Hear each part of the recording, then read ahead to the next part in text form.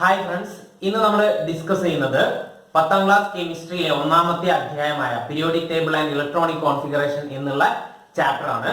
അപ്പോൾ ഈ ചാപ്റ്ററിൽ നമ്മൾ കുറെ വീഡിയോ ക്ലാസ്, എനിക്ക് തോന്നുന്നു 4 വീഡിയോ ക്ലാസ് നമ്മൾ ചെയ്തിട്ടുണ്ട്. ഈ 4 വീഡിയോ ക്ലാസ്സിലായിട്ട് ഈ ചാപ്റ്ററിലെ ഏറ്റവും പ്രധാനപ്പെട്ട ഭാഗങ്ങളൊക്കെ നമ്മൾ ഡിസ്കസ് ചെയ്തു. ഇനി നമുക്ക് വളരെ കുറച്ച് ഭാഗങ്ങളെ ഇതിൽ പഠിക്കാനുള്ളൂ. അപ്പോൾ അതൊരു കുറച്ച് തിയറി ടൈപ്പ് ഭാഗങ്ങളാണ്. നമുക്ക് എന്തായാലും നോക്കാം എന്തൊക്കെയാണ് പഠിക്കാനുള്ളതും എന്താണ് എന്നുള്ളതും നോക്കാം. ആദ്യം തന്നെ നമ്മൾ ഡിസ്കസ് ചെയ്യുന്നത് ഓരോരോ ബ്ലോക്കിന്റെ, നമ്മൾ പീരിയോഡിക് ടേബിളിൽ 4 ബ്ലോക്ക് ഉണ്ട്, എസ്, പി, ഡി, എഫ്. ഈ 4 ബ്ലോക്കുകളെ കുറിച്ചിട്ട് നമ്മൾ കുറെ കാര്യങ്ങൾ ഇതുവരെ നമ്മൾ ഈ ഇലക്ട്രോണിക് കോൺഫിഗറേഷൻ പറയുന്ന സമയത്തും പിന്നെ നമ്മൾ ഗ്രൂപ്പിനെ കുറിച്ച് പറയുന്ന സമയത്തും പീരീഡിനെ കുറിച്ച് പറയുന്ന സമയത്തൊക്കെ കുറെ കാര്യങ്ങൾ നമ്മൾ പറഞ്ഞിട്ടുണ്ട്. അതായത് ഓരോരോ ബ്ലോക്കിൽ വരുന്ന ഗ്രൂപ്പുകൾ ഏതൊക്കെയാണെന്നുള്ള കാര്യങ്ങൾ പ്രധാനമായിട്ടും പറഞ്ഞിട്ടുണ്ട്. അപ്പം ഇനി എങ്ങനെയാണ് ബ്ലോക്ക് നമ്മൾ കണ്ടുപിടിക്കുക, എങ്ങനെയാണ് പീരീഡ് കണ്ടുപിടിക്കുക എന്നുള്ളതൊക്കെ, ആറ്റോമിക് നമ്പർ തന്നു കഴിഞ്ഞാൽ ഓരോന്നും എങ്ങനെയാണ് കാണുക എന്നുള്ളതൊക്കെ നമ്മൾ കഴിഞ്ഞ കുറെ ക്ലാസ്സുകളിലായിട്ട് ഡിസ്കസ് ചെയ്തിട്ടുണ്ട്. അതൊക്കെ തന്നെയാണ് ഇതിലുള്ള ഏറ്റവും പ്രധാനപ്പെട്ട ഭാഗം എന്ന് പറയുന്നതും. ഇന്ന് നമ്മൾ ഡിസ്കസ് ചെയ്യാൻ പോകുന്നത് ഈ ബ്ലോക്കുകൾ, ഓരോരോ ബ്ലോക്കുകൾ എസ്, പി, ഡി, എഫ് ആണ്. അതിൽ ആദ്യം എസ് പറയും, പിന്നെ പി പറയും, പിന്നെ ഡി, എഫ്. ഈ ഓരോരോ ബ്ലോക്കുകളുടെയും ക്യാരക്ടറിസ്റ്റിക്സ് പ്രോപ്പർട്ടീസിനെ കുറിച്ചിട്ടാണ്.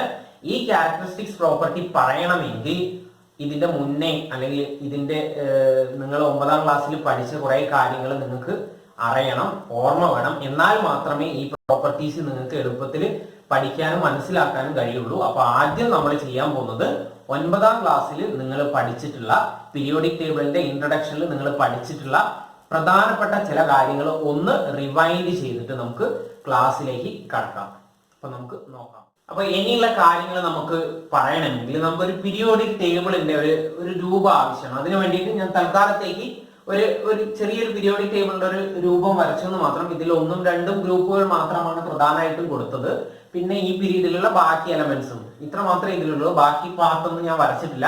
ജസ്റ്റ് ഇതെന്താണ് എങ്ങനെയാണെന്നുള്ളത് നിങ്ങൾക്ക് മനസ്സിലാവാൻ വേണ്ടിയിട്ട് ഒന്ന് വരച്ചെന്ന് മാത്രം. അപ്പൊ നമുക്ക് നോക്കാം. നമുക്കറിയാം പീരിയോഡിക് ടേബിളിൽ എലമെന്റ് അറേഞ്ച് ചെയ്തിരിക്കുന്നത് increasing order of there atomic number ആണ് അല്ലെ. ആറ്റോമിക് നമ്പർ കൂടുന്നതിനനുസരിച്ചാണ് ആറ്റോമിക് എലമെന്റ്സുകൾ നമ്മുടെ പീരിയോഡിക് ടേബിളിൽ അറേഞ്ച് ചെയ്തിരിക്കുന്നത്.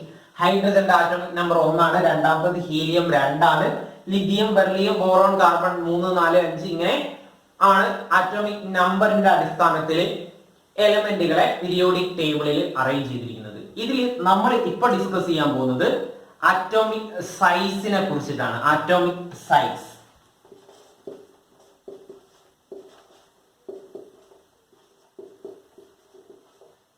ഈ ആറ്റോമിക് സൈസിനെ കുറിച്ചിട്ട് നിങ്ങൾ 9ാം ക്ലാസ്സിനെ പഠിച്ചിട്ടുണ്ടാവും. കുറെ പേരൊക്കെ എങ്ങനെയാണ് ഇത് പഠിച്ചിട്ടുണ്ടാവും എന്ന് പറഞ്ഞാല്, പീരിയോഡിക് ടേബിളിൽ ഗ്രൂപ്പിൽ മുകളിൽ നിന്ന് താഴോട്ട് പോകുന്തോറും ആറ്റത്തിന്റെ സൈസ് കൂടി വരുന്നു, അല്ലെങ്കിൽ പീരീഡിൽ ലെഫ്റ്റ് നിന്ന് റൈറ്റിലേക്ക്, ഇടത്ത് നിന്ന് വലത്തോട്ട് പോകുന്ന സമയത്ത് ആറ്റോമിക് സൈസ് കുറഞ്ഞു വരുന്നു. ഇങ്ങനെ ബൈഹാർട്ട് പഠിച്ചതായിരിക്കും കാര്യങ്ങൾ അല്ലെ. ഇത് എങ്ങനെയാണ് ഈ ആറ്റോമിക് സൈസ് കൂടുന്നതും കുറയുന്നതും എന്നുള്ളതാണ് നമ്മൾ ഇന്ന് ഡിസ്കസ് ചെയ്യുന്നത്. ഇങ്ങനെ ബൈഹാർട്ട് പഠിച്ചാൽ ചിലപ്പോൾ നിങ്ങൾക്ക് കൺഫ്യൂഷൻ വരും. ഇത് എങ്ങനെയാണ് ഈ കൂടുകയും കുറയുകയും ചെയ്യുന്നത് നിങ്ങൾ കൃത്യമായിട്ട് മനസ്സിലാക്കിയാൽ ഈ ഒരു കൺഫ്യൂഷൻ ഉണ്ടാവില്ല. When we move from left to right of a period in a periodic table, the size of an atom is increases or decreases എന്ന് ക്വസ്റ്റ്യൻസ് വന്നാൽ എങ്ങനെയാണ് ആൻസർ ചെയ്യാന്നുള്ളതാണ് നമ്മൾ പറയാൻ പോകുന്നത്. ബൈഹാർട്ട് പഠിച്ചു വെച്ചാൽ ചിലപ്പോൾ നിങ്ങൾക്ക് കൺഫ്യൂഷൻ ഉണ്ടാവും. അത് ഒഴിവാക്കാൻ വേണ്ടിയിട്ട് ഇത് ജസ്റ്റ് ഒന്ന് മനസ്സിലാക്കുക. എന്താണ് ഈ ആറ്റോമിക് സൈസ്, എങ്ങനെയാണ് ആറ്റോമിക് സൈസ് കൂടുകയും കുറയുകയും ചെയ്യുന്നത് ജസ്റ്റ് ഒന്ന് മനസ്സിലാക്കിയാൽ നിങ്ങൾക്ക് ഇവിടെ കൺഫ്യൂഷൻ ഉണ്ടാവില്ല. നോക്കാം നമുക്ക്. ആദ്യം ഹൈഡ്രജൻ, പിന്നെ ആദ്യം നമുക്ക് ഈ ഒരു രണ്ടാമത്തെ പീരീഡിലുള്ള എലമെന്റുകൾ എടുക്കാം. ലെഫ്റ്റ് ടു റൈറ്റ്, ഇടത്ത് നിന്ന് വലത്തോട്ട് പോകുന്ന സമയത്ത് ആറ്റോമിക് സൈസിന് എന്ത് ചേഞ്ചസ് ആണ് ഉണ്ടാവുന്നത് എന്നുള്ളത് നമുക്ക് ഒന്ന് നോക്കാം. ആദ്യം നമ്മൾ ലിഥിയം എടുക്കുക. ലിഥിയം എന്ന് പറയുന്നത് ഇതാ. ആദ്യം ഞാൻ ജസ്റ്റ് ഈ എലമെന്റുകളൊക്കെ ഒന്ന് പരിചയപ്പെടുത്താം. ഒന്നാമത്തെ element hydrogen, helium, lithium, beryllium, boron, carbon, nitrogen, oxygen, fluorine, neon. ആദ്യത്തെ 10 എലമെന്റ്. പിന്നെ നമ്മളുടെ ഈ എസ് ബ്ലോക്കിലുള്ള ബാക്കിയുള്ള എലമെന്റുകളെ കൂടെ ഞാൻ ഇവിടെ വരച്ചിട്ടുണ്ട്. എസ് ബ്ലോക്കിലുള്ള, എസ് ബ്ലോക്ക് എന്ന് പറഞ്ഞാൽ നിങ്ങൾക്ക് അറിയാം, ഞാൻ കുറെ പറഞ്ഞതാണ്. എസ് ബ്ലോക്കിൽ വരുന്നത് 1ഉം 2ഉം പീരീഡ് ആണ് അല്ലെ. 1ാമത്തെയും 2ാമത്തെയും പീരീഡിലുള്ള എലമെന്റുകളാണ് എസ് ബ്ലോക്കിൽ വരിക. 2ാമത്തെയും 1ാമത്തെയും പീരീഡ് അല്ല, ഗ്രൂപ്പ്. 2ാമത്തെയും 1ാമത്തെയും ഗ്രൂപ്പുകളാണ് നമ്മൾ ഇവിടെ വരച്ചു വെച്ചിട്ടുള്ളത്. ഇതിൽ ബാക്കിയുള്ള എലമെന്റുകൾ നോക്കാം. ഇത് ലിഥിയം ആണ്. 1ാമത്തെ ഗ്രൂപ്പിൽ lithium, sodium, potassium, rubidium, caesium, francium. എന്നൂടെ പറയാം, hydrogen, lithium, sodium, potassium, rubidium, caesium, francium. രണ്ടാമത്തെ ഗ്രൂപ്പ് ആണെങ്കിൽ ബെറിലിയം, ബെറിലിയത്തിന്റെ അറ്റോമിക് നമ്പർ 4 ആണ്. Beryllium, magnesium, calcium, strontium, barium, radium. ഇത്രയും എലമെന്റ് ആണ് രണ്ടാമത്തെ ഗ്രൂപ്പിൽ വരുന്നത്. ഈ രണ്ട് ഗ്രൂപ്പുകളെ കുറിച്ചിട്ടാണ് നമ്മൾ ആദ്യം, ഈ ബ്ലോക്കിനെ കുറിച്ചിട്ടാണ്, ഈ ബ്ലോക്കിന്റെ ക്യാരക്ടേഴ്സ് ആണ് നമുക്ക് പറയേണ്ടത്. അതിന് മുമ്പേ നമുക്ക് അറിഞ്ഞിരിക്കേണ്ട 9ാം ക്ലാസ്സിൽ നിങ്ങൾ പഠിച്ചിട്ടുള്ള കാര്യമായ ആറ്റോമിക് സൈസ്, എങ്ങനെയാണ് പീരിയോഡിക് ടേബിളിൽ ആറ്റോമിക് സൈസ് വാരി ചെയ്യുന്നത് നമുക്ക് നോക്കാം. ആദ്യം ലെഫ്റ്റ് ടു റൈറ്റ് എന്ത് ചേഞ്ച് ഉണ്ടാവുക, പിന്നെ മുകളിൽ നിന്ന് താഴോട്ടേക്ക് എന്ത് ചേഞ്ച് ഉണ്ടാവുക എന്നുള്ളത് നോക്കാം. അപ്പൊ നമുക്ക് ആദ്യം ലിഥിയത്തിന്റെ സബ്ഷെൽ ഇലക്ട്രോണിക് കോൺഫിഗറേഷൻ ഒന്ന് എഴുതി നോക്കാം. ലിഥിയം, ബെറിലിയം, ബോറോൺ, ഓരോന്നിന്റെയും സബ്ഷെൽ ഇലക്ട്രോണിക് കോൺഫിഗറേഷൻ ഒന്ന് എഴുതി നോക്കാം. ലിഥിയം, ലിഥിയം ആറ്റോമിക് നമ്പർ 3 ആണ് അല്ലെ. ഇപ്പൊ സബ്ഷെൽ ഇലക്ട്രോണിക് കോൺഫിഗറേഷൻ എന്താ വരിക? 1s2 2s1 വരും അല്ലെ. 2 1 3 ഇലക്ട്രോൺ. 1s2 2s1 വരും. ഇതിൽ എത്ര ഷെല്ലുകൾ ഉണ്ട്? എത്ര, ഇതിന്റെ പീരീഡ് എന്താണ്? 1 2 അല്ലെ. 2 ഷെല്ലുകളല്ലേ? ഒന്നാമത്തെ ഷെല്ല്, രണ്ടാമത്തെ ഷെല്ല്, 2 ഷെല്ലുകളാണുള്ളത്. ഇനി അടുത്തത് ബെറിലിയം. ബെറിലിയത്തിന്റെ ആറ്റോമിക് നമ്പർ 4 ആണ്. ഇതിന്റെ സബ്ഷെൽ ഇലക്ട്രോണിക് കോൺഫിഗറേഷൻ എങ്ങനെ വരിക? 1s2 2s2 വരും. ശരിയല്ലേ? 1s2 2s2 വരും. ഇനി ബോറോൺ എഴുതിയാൽ, ബോറോണിന്റെ ആറ്റോമിക് നമ്പർ 5 ആണ്. ബോറോൺ എഴുതിയാൽ എങ്ങനെയാ വരിക? 1s2 2s2 2p1 വരും. ശരിയല്ലേ? 1s2 2s2 2p1 വരും. ഇനി ബോറോൺ കഴിഞ്ഞ് കാർബൺ എഴുതിയാൽ, കാർബണിന്റെ ആറ്റോമിക് നമ്പർ 6 ആണ്. 1s2 2s2 2p2 വരും. ശരിയല്ലേ? ഇനി നൈട്രജൻ എഴുതിയാൽ എന്താ വരിക? നൈട്രജന്റെ 7 ആണ്. 1s2 2s2 2p3 വരും. ഇനി നമ്മള് ഓക്സിജനും ഫ്ലൂറിനും എഴുതുന്നില്ല. അവസാനത്തെ നിയോൺ എഴുതിയാൽ, നിയോൺ എഴുതിയാൽ എന്താ വരിക? നിയോണിന്റെ 10 ആണ് അല്ലെ. 1s2 2s2 2p 2 2 4 6 വരും അല്ലെ. 2p6 വരും. ഇതാണ് നിയോണിന്റെ സബ്ഷെൽ ഇലക്ട്രോണിക് കോൺഫിഗറേഷൻ. ഇനി നിങ്ങൾ നോക്ക്, നിങ്ങൾ ഇവിടെ 1 2 ഷെല്ലുകൾ, ശരിയല്ലേ? നമ്പർ ഓഫ് ഷെല്ല് എന്ന് പറയുന്നത് 2 ആണ്. എങ്ങനെ ഇതിന്റെ സ്ട്രക്ചർ വെച്ച് കഴിഞ്ഞാൽ എങ്ങനെ വരിക? ഒരു ന്യൂക്ലിയസ്, ആദ്യത്തെ ഷെല്ല്, രണ്ടാമത്തെ ഷെല്ല്, ഇങ്ങനെ വരും അല്ലെ. അപ്പൊ ലിഥി ആണെങ്കിൽ ന്യൂക്ലിയസ്, ആദ്യത്തെ ഷെല്ല്, രണ്ടാമത്തെ ഷെല്ല്. ഇവിടെ 2 ഇലക്ട്രോൺ, പുറത്ത് 1 ഇലക്ട്രോൺ. ഇത് ഒന്നാമത്തെ ഷെല്ലാണ്, ഇത് രണ്ടാമത്തെ ഷെല്ലാണ്. ഇവിടെ 2 ഇലക്ട്രോൺ, പുറത്ത് 1 ഇലക്ട്രോൺ. ഇങ്ങനെയാണ് ലിഥിയത്തിന്റെ ആദ്യത്തിന്റെ സ്ട്രക്ചർ വരിക അല്ലെ. ഇനി ബെറിലിയത്തിന്റെതാണെങ്കിലോ ഇതേപോലെ തന്നെ ഒരു ന്യൂക്ലിയസ്, ന്യൂക്ലിയസിന് ചുറ്റും 2 ഷെല്ലുകൾ വരും അല്ലെ. ഈ 2 ഷെല്ല് ഇവിടെ നോക്കുക, ആദ്യത്തേൽ 2 ഇലക്ട്രോൺ, രണ്ടാമത്തേലും 2 ഇലക്ട്രോൺ. അപ്പൊ ഇവിടെയും 2 എണ്ണം, ഇവിടെയും 2 എണ്ണം. ഇതാണ് എന്ത് വരിക? ബെറിലിയത്തിന്റെ സ്ട്രക്ചർ വരിക. ഇനി ബോറോണിന്റെതാണെങ്കിൽ ബോറോണിന്റെ നിങ്ങൾക്ക് ഇവിടെ നോക്കിയാൽ അറിയാം, 1 ഷെല്ല് 2 ഷെല്ല് അല്ലെ. ഇതൊരു ഷെല്ലാണ്, ഇത് അടുത്ത ഷെല്ലാണ്. ആദ്യത്തെ ഷെല്ലിൽ 2 ഇലക്ട്രോൺ, രണ്ടാമത്തേൽ 2 1 3 ഇലക്ട്രോൺ. അപ്പൊ എങ്ങനെയാ സ്ട്രക്ചർ വരിക? ന്യൂക്ലിയസ്, ആദ്യത്തെ ഒരു ഷെല്ല്, രണ്ടാമത്തെ ഒരു ഷെല്ല്. ആദ്യത്തെ ഷെല്ലിൽ 2 ഇലക്ട്രോൺ 2 ഇലക്ട്രോൺ, രണ്ടാമത്തേൽ 2 1 3 ഇലക്ട്രോൺ അല്ലെ. ഒന്നിവിടെ, ഒന്നിവിടെ, ഒന്ന് ഇവിടെ, 3 ഇലക്ട്രോൺ. ഇങ്ങനെയാണ് ബോറോണിന്റെത് വരിക അല്ലെ. ഇനി നമ്മൾ ഇങ്ങനെ നിയോണിന്റെത്, അവസാനത്തെ നിയോണിന്റെത് വരയ്ക്കുകയാണെങ്കിൽ നിയോണിൽ എങ്ങനെയുള്ളത്? ഇതിലും അതുപോലെ തന്നെ. ഇത് ഫസ്റ്റ് ഷെല്ല്, ഇത് രണ്ടാമത്തെ ഷെല്ല് അല്ലെ. 2 ഷെല്ലുകളേ ഉള്ളൂ. 2 ഷെല്ലുകൾ വരച്ചാൽ 1 ഷെല്ല്, 2 ഷെല്ല്. ആദ്യത്തെ ഷെല്ലിൽ 2 ഇലക്ട്രോൺ, 1 2 ഇലക്ട്രോൺ. രണ്ടാമത്തെ ഷെല്ലിൽ എത്ര ഇലക്ട്രോൺ ഉണ്ടാവും? 8 ഇലക്ട്രോൺ ഉണ്ടാവും അല്ലെ. 8 ഇലക്ട്രോൺ നമുക്ക് ഇങ്ങനെ വരയ്ക്കേണ്ടി വരും. 8 ഇലക്ട്രോൺ ആയി, 8 ഇലക്ട്രോൺ. ഇങ്ങനെയാണ് നിയോണിന്റെ സ്ട്രക്ചർ ആയത്. നമുക്കറിയാം, ഒരു ആറ്റത്തിൽ ന്യൂക്ലിയസിൽ ന്യൂട്രോണും പ്രോട്ടോണും ഉണ്ട്, പുറത്ത് ഇലക്ട്രോൺ ഉണ്ട് അല്ലെ. എങ്ങനെയാണ് ആറ്റത്തിന്റെ സ്ട്രക്ചർ ഉണ്ടാവുക? ഈ ഇലക്ട്രോണിന്റെ എണ്ണവും പ്രോട്ടോണിന്റെ എണ്ണവും എന്തായിരിക്കും? തുല്യമായിരിക്കും. പ്രോട്ടോണിന്റെ എണ്ണം തന്നെയായിരിക്കും എന്ത്? ഇലക്ട്രോണിന്റെ എണ്ണം. ഇവിടെ ഈ ഓരോരോ എലമെന്റും നിങ്ങൾ നോക്ക്. ഇവിടെ നമ്പർ ഓഫ് പ്രോട്ടോണും നമ്പർ ഓഫ് ന്യൂട്രോണും എന്താണ്?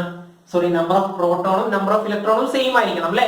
ഇവിടെ ഓരോരോ എലമെന്റ് എടുത്താൽ ഇവിടെ ഇതിന്റെ ഇലക്ട്രോണുകളുടെ എണ്ണം എത്രയാണ്? 3 ആണ്. 3 ഇലക്ട്രോൺ. അപ്പൊ ഇതിന്റെ പ്രോട്ടോണിന്റെ എണ്ണം എന്ത് തന്നെയായിരിക്കണം? 3 ആയിരിക്കും അല്ലെ. ഇവിടെ സൈസ്, ആറ്റത്തിന്റെ സൈസ് നോക്കുകയാണെങ്കിൽ ഇതിലും 2 ഷെല്ലുകളാണ് ഉള്ളത്, ഇതിലും 2 ഷെല്ലുകളാണ് ഉള്ളത്. ആറ്റത്തിന്റെ സൈസ് ഷെൽ വൈസ് നോക്കുകയാണെങ്കിൽ എല്ലാ ആറ്റത്തിന്റെയും ഒരേ ഷെൽ നമ്പേഴ്സ് ആണ്. അതുകൊണ്ട് ഷെല്ലുകളുടെ എണ്ണം എന്താണ്?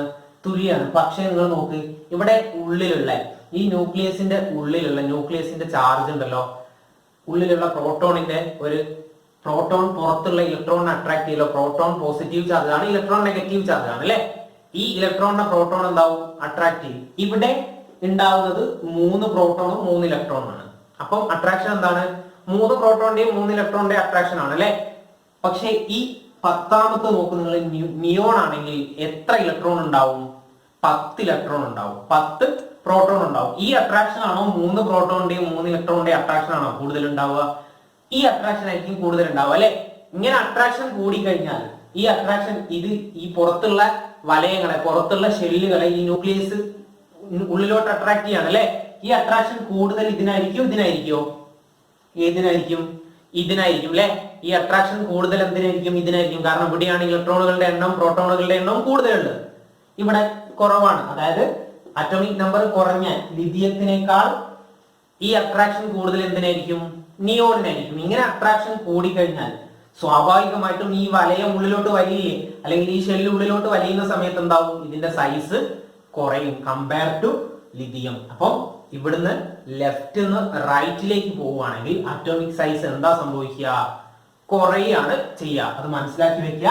ലെഫ്റ്റ് നിന്ന് റൈറ്റിലേക്ക് പോകുന്ന സമയത്ത് പീരിയോഡിക് ടേബിളിൽ ലെഫ്റ്റ് നിന്ന് ഒരു പീരീഡിൽ ലെഫ്റ്റ് നിന്ന് റൈറ്റിലേക്ക് പോകുന്ന സമയത്ത് അതിന്റെ അറ്റോമിക് സൈസ് എന്താവും? കുറയാണ് ചെയ്യുക. ഇനി മേലെ നിന്ന് താഴോട്ടേക്ക് വരുന്ന സമയത്ത് എന്താണ് സംഭവിക്കുന്നത് എന്നുള്ളത് നോക്കാം. ഇനി നമ്മൾ നോക്കുന്നത് ഈ ഗ്രൂപ്പിൽ ടോപ്പ് ടു ബോട്ടം, മുകളിൽ നിന്ന് താഴോട്ട് വരുന്ന സമയത്ത് എന്താണ് ആറ്റോമിക് സൈസിൽ ഉണ്ടാവുന്ന മാറ്റം എന്നുള്ളതാണ്. ഗ്രൂപ്പ് പറയുന്ന 1ഉം 2ഉം ഗ്രൂപ്പ് നമ്മുടെ ആദ്യത്തെ ഗ്രൂപ്പിലുള്ള ലിഥിയത്തിൻ്റെതും സോഡിയത്തിൻ്റെതും പൊട്ടാസ്യത്തിൻ്റെതും നമ്മൾ സബ്ഷെൽ ഇലക്ട്രോണിക് കോൺഫിഗറേഷൻ ഇവിടെ എഴുതി വെച്ചിട്ടുണ്ട്. അപ്പൊ ഇത് നോക്കിയാൽ നിങ്ങൾക്ക് അറിയാം ഇവിടെ എത്ര ഷെല്ലുകളുണ്ട്? 2 ഷെല്ലുകളാണുള്ളത് അല്ലെ. ഇതൊന്ന് 2 ഷെല്ലുകളാണുള്ളത്. ഇവിടെയാണെങ്കിലോ 1 ഷെല്ല്, 2 ഷെല്ല്, 3 ഷെല്ല്, 3 ഷെല്ലുകളാണ് ഇവിടെ ഉള്ളത്. ഇവിടെ അപ്പം 3 ഷെല്ലുകൾ. ഇതിലാണെങ്കിലോ ഇത് 1 ഷെല്ല്, ഇത് 2 ഷെല്ല്, ഇത് 3 ഷെല്ല്, ഇത് 4ാമത്തെ ഷെല്ല് ഉണ്ട് അല്ലെ. ഇതിന്റെ 4 ഷെല്ലുകളാണ് ഉള്ളത്. അപ്പൊ ആദ്യത്തെ എലമെന്റിൽ 2 ഷെല്ല്, 3 ഷെല്ല്, 4 ഷെല്ല്. 4 ഷെല്ലുകൾ പറഞ്ഞാല് ന്യൂക്ലിയസിന് ചുറ്റും 4 വലയങ്ങളുണ്ട് അല്ലെ.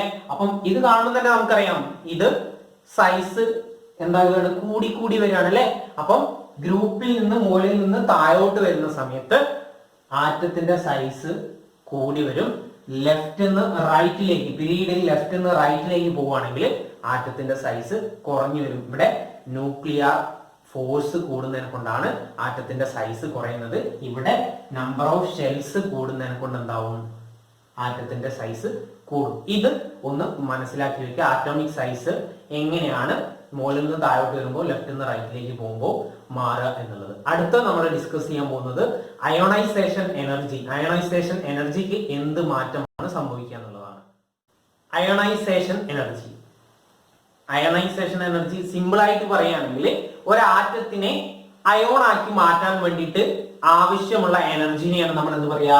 അയണൈസേഷൻ എനർജി എന്ന് പറയാം. ആറ്റത്തിനെ അയോൺ ആക്കി മാറ്റാൻ നമുക്ക് ആവശ്യമുള്ള എനർജിയാണ് അയണൈസേഷൻ. സിമ്പിൾ ആയിട്ട് പറയാണ്.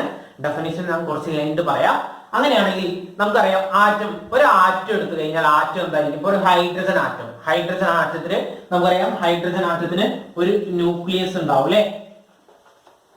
ഈ ന്യൂക്ലിയസിന് ചുറ്റും ഷെല്ല്.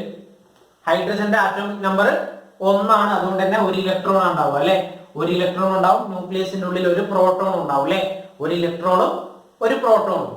ഇവിടെ പ്രോട്ടോണിന്റെയും ഇലക്ട്രോണിന്റെയും എണ്ണം തുല്യമായിരിക്കണം. 1 ഇലക്ട്രോണും 1 പ്രോട്ടോണും ആണ്. ഈ ഹൈഡ്രജൻ ആറ്റം 1 ഇലക്ട്രോൺ വിട്ടുകൊടുത്തു കഴിഞ്ഞാൽ, ഒരു രാസപ്രവർത്തനത്തിൽ പങ്കെടുക്കുന്ന സമയത്ത് ഈ 1 ഇലക്ട്രോൺ വിട്ടുകൊടുത്തു എന്ന് വിചാരിക്കാം. അങ്ങനെ വിട്ടുകൊടുത്തു കഴിഞ്ഞാൽ ഇവിടെ എന്ത് ചാർജ് ഉണ്ടാവും? പിന്നെ ഇലക്ട്രോൺ ഉണ്ടാവില്ല. ഓൾറെഡി ഒരു ആറ്റം എന്ന് പറഞ്ഞാൽ ന്യൂട്രൽ ആണ്. കാരണം പോസിറ്റീവ് ചാർജും നെഗറ്റീവ് ചാർജും ഈക്വൽ ആണ്. അപ്പൊ അത് ന്യൂട്രൽ ആയി പോകും. ഇവിടെ ഈ 1 ഇലക്ട്രോൺ വിട്ടുകൊടുത്തു കഴിഞ്ഞാൽ നെഗറ്റീവ് ചാർജ് പോയില്ലേ. പകരം ഇവിടെ എത്ര ഉണ്ട്? ഉള്ളിലുണ്ട് ഒരു പോസിറ്റീവ് ചാർജ്. പ്രോട്ടോണിന്റെ ഒരു പോസിറ്റീവ് ചാർജ് ഉണ്ടല്ലോ. അപ്പൊ ഇതെന്താവും? ഇത് പോസിറ്റീവ് ആവും അല്ലെ. ഒരു ഇലക്ട്രോൺ വിട്ടുകൊടുത്തു കഴിഞ്ഞാൽ പോസിറ്റീവ് ആവും. ഇനി നേരെ നമ്മൾ ആറ്റം, ഹൈഡ്രജൻ ആറ്റം ഒരു ഇലക്ട്രോൺ സ്വീകരിച്ചു എന്ന് വിചാരിക്കുക. ഒരു ഇലക്ട്രോൺ സ്വീകരിച്ചു എന്ന് വിചാരിക്കുക. അങ്ങനെയാണെങ്കിൽ ഇവിടെ ഇപ്പൊ എത്ര ചാർജ് ഉണ്ട്? 2 നെഗറ്റീവ് ചാർജും ഒരു പോസിറ്റീവ് ചാർജും ആണല്ലോ. ഉള്ളിലുള്ള പ്രോട്ടോണിന് ഒരു പോസിറ്റീവും 2 നെഗറ്റീവും. ഒരു നെഗറ്റീവ് അധികം വന്നു അല്ലെ. സ്വീകരിച്ചു കഴിഞ്ഞാൽ എന്താവും? ഇതിന്റെ ചാർജ് നെഗറ്റീവ് ആവും. അപ്പം ഇതുപോലെ ചാർജ്ഡ് പാർട്ടിക്കിൾസിനെയാണ് നമ്മൾ അയോൺ എന്ന് പറയുന്നത്.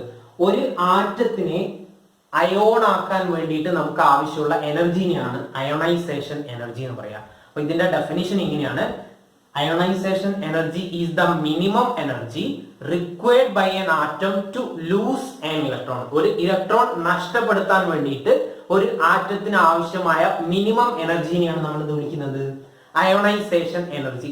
ഈ അയോണൈസേഷൻ എനർജി പീരിയോഡിക് ടേബിളിൽ ലെഫ്റ്റ് നിന്ന് റൈറ്റിലേക്ക് പോകുമ്പോൾ കൂടുകയാണോ കുറയാണോ ചെയ്യുക, അല്ലെങ്കിൽ മുകളിൽ നിന്ന് താഴോട്ട് വരുന്ന സമയത്ത്, ഗ്രൂപ്പിൽ മേലെ നിന്ന് താഴോട്ട് വരുന്ന സമയത്ത് കൂടുകയാണോ കുറയാണോ ചെയ്യുക എന്നതാണ് നമ്മൾ നോക്കുന്നത്.